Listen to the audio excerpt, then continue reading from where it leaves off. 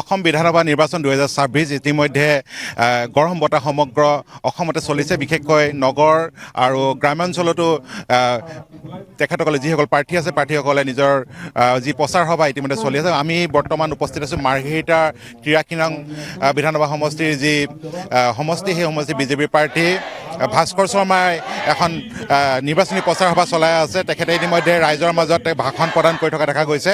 আমি পোনে পোনে তেখেতৰ পৰা কিছু মন্তব্য ল'বলৈ চেষ্টা কৰিম। ইতিমধ্যে আপুনি মাৰ্ঘেৰিটাৰ কেইবাটাও অঞ্চলত নিজৰ প্ৰচাৰ সভা চলাইছে, গ্ৰাম্যাঞ্চলতো অভূতপূৰ্ব সঁহাৰি পাইছে, কি ক'ব?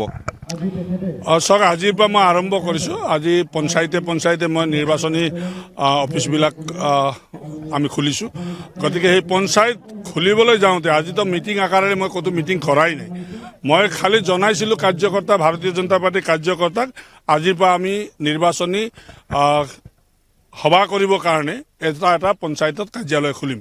কিন্তু এইখিনি খবৰ দিওঁতে স্বতঃপূৰ্তভাৱে যিখিনি ৰাইজ ওলাই আহিছে, তো আপোনালোকে নিশ্চয় দেখিবলৈও পাইছে, আপোনালোকে ইয়াত উপস্থিত আছে। গতিকে এই ৰাইজৰ সঁহাৰি যি ধৰণে ভাৰতীয় জনতা পাৰ্টী পাইছে, গতিকে এইবাৰ 26 চনৰ নিৰ্বাচন ভাৰতীয় জনতা পাৰ্টী আগতে যেনেকুৱা পদুম ফুল ফুলিছিলে তাতকৈ 10 গুণ বেছি ফুল ফুলিব নেকি, তেনেকুৱা যেন মোৰ লাগিছে। ইতিপূৰ্বে মাৰ্ঘেৰিটা জন আশীৰ্বাদ যাত্ৰাটো অভূতপূৰ্ব ভিৰ দেখা গৈছিলে মুখ্যমন্ত্ৰীগৰাকীক চাবৰ বাবে, যিহেতু সকলোৱে মামা বুলি কয়। ইয়াৰ পাছত যি সঁহাৰি, কি ধৰণে ক'ব? ইয়াৰ পাছত সঁহাৰি নহয়, মুখ্যমন্ত্ৰী ডাঙৰীয়াই আশীৰ্বাদ যাত্ৰা সমগ্ৰ অসমত কৰিছে আৰু সমগ্ৰ অসমতে মুখ্যমন্ত্ৰী ডাঙৰীয়াৰ আশীৰ্বাদ যাত্ৰা আপোনালোকে দেখিছে কেনেকুৱাকৈ সফল হৈছে। য'ত মুখ্যমন্ত্ৰী ডাঙৰীয়াই ভাবিছে মই 1 ঘণ্টাত পাৰ হৈ যাম, তাত 4 ঘণ্টা 5 ঘণ্টাকৈ লাগিছে। ৰাইজে এনেকুৱাকৈ আহিছে, মুখ্যমন্ত্ৰী ডাঙৰীয়াক কমচে কম গাড়ী হিলিবলৈ টাইম দিয়া নাই বা ওলাই যাবলৈ টাইম নাই, আৰু মুখ্যমন্ত্ৰী ডাঙৰীয়াই কিছুমান জেগাত 7 ঘণ্টা 8 ঘণ্টাকৈ টাইম দিছে।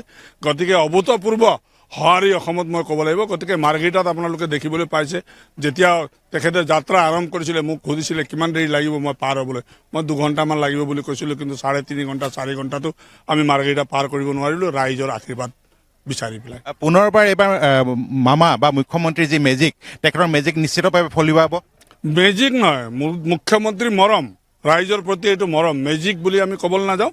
মুখ্যমন্ত্ৰীয়ে যিখিনি কাম কৰিছে আজি ডেভেলপমেণ্টৰ ক্ষেত্ৰত বা ৰাইজৰ ক্ষেত্ৰত, প্ৰত্যেকটো জাতি জনগোষ্ঠীক কাকো এৰি নিদিয়াকৈ প্ৰত্যেকটো জাতি জনগোষ্ঠীৰ কথা শুনি পেলাই তেখেতে যি কাম কৰিছে তাৰ সঁহাৰি আজি ৰাইজে দিব ওলাইছে। গতিকে আমি ভাবোঁ আগতকৈও ভাল ৰিজাল্ট আমি অসমত পাম। গতিকে আমি পূৰ্ণ বহুমত পাই পেলাই আমি চৰকাৰ গঠন। শেষত এটাই প্ৰশ্ন কৰিম, যিহেতুকে আপোনাৰ প্ৰতিদ্বন্দ্বী হিচাপে দুগৰাকী যুৱ প্ৰাৰ্থী ইতিমধ্যে ইয়াত আছে মাৰ্ঘেৰিটাত, মই তেখেতসকলৰ প্ৰতি আপুনি কি ধৰণৰ পৰামৰ্শ দিব, যিহেতু আপুনি এজন জ্যেষ্ঠ হিচাপে? মই টিভি মাধ্যমত শুনিবলৈ পাইছোঁ, কিন্তু ক'ৰবাত মিটিং মাটাং আমাৰ নিচিনাকৈ কৰা এতিয়ালৈকে দেখা নাই। প্ৰতিদ্বন্দ্বী আছে বুলি শুনিছোঁ, কিন্তু মই প্ৰতিদ্বন্দ্বী হিচাপে প্ৰথমবাৰ যেতিয়া 16 চনত ইলেকশ্যন খেলিবলৈ আহিছিলোঁ তেতিয়াহে মই প্ৰতিদ্বন্দ্বী আছে বুলি ভাবিছোঁ।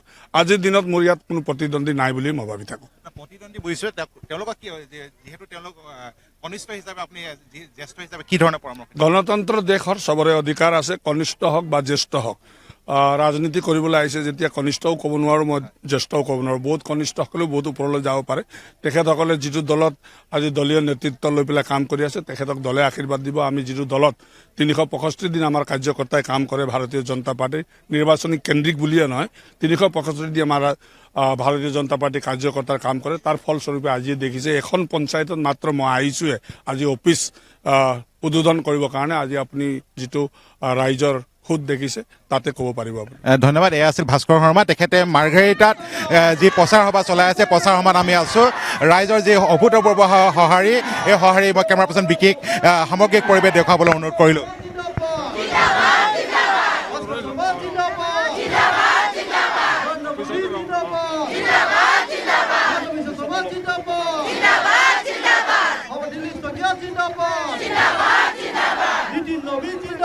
জিন্দাবাদ জিন্দাবাদ জিন্দাবাদ